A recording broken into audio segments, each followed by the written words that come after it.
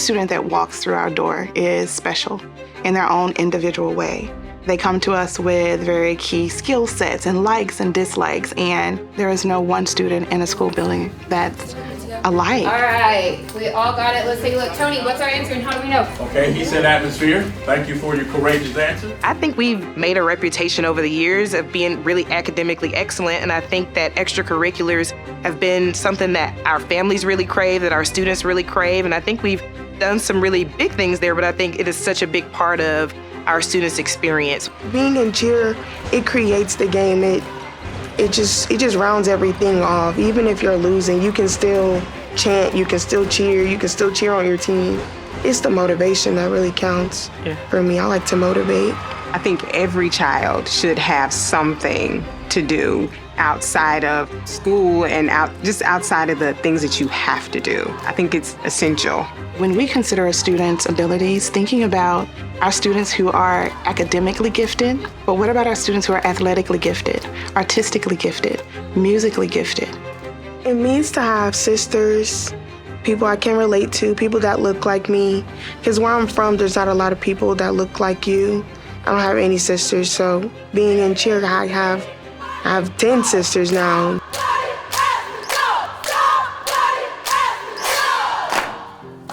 When I sing, I feel free. I feel like I can really do anything. In like 5th grade, I was listening to a lot of different genres. I really love old school music. At that point, he was actually singing in the church choir. And so I was like, well, if we can find a middle school that has a choir, that kind of thing. And so when I was on the internet looking, the middle school choir, they had a clip of them singing.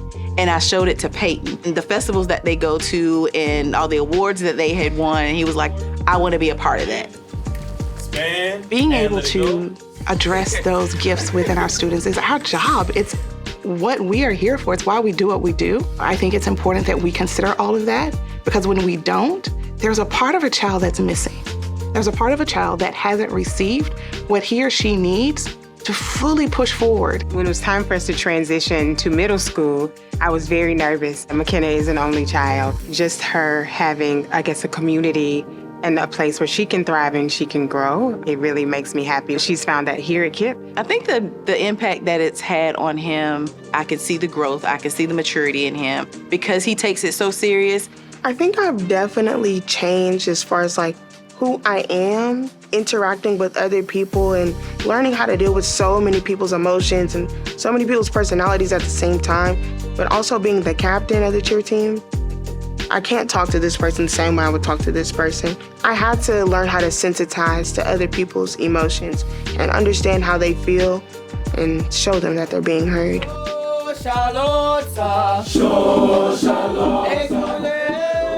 When I think about things like the arts, I think about a student telling me his experience of really feeling like he found his passion through music, that from his experience in our schools, he had an opportunity to really find his voice and how he plans to use that voice in college and in life beyond. And I think that we all have an opportunity to cultivate genius. And I think traditionally, we've only thought about that through a lot of the ways that we can do that in the classroom. And I think now we get an opportunity to think about how we cultivate genius in the arts, how we cultivate genius in sports, how we teach our students to make sure that they are well-rounded and they have a clear vision for all the different aspects of themselves so that they're able to first be self-aware of the ways that they can contribute to our world and that they are clear on who they want to be and how they want to show up in that world.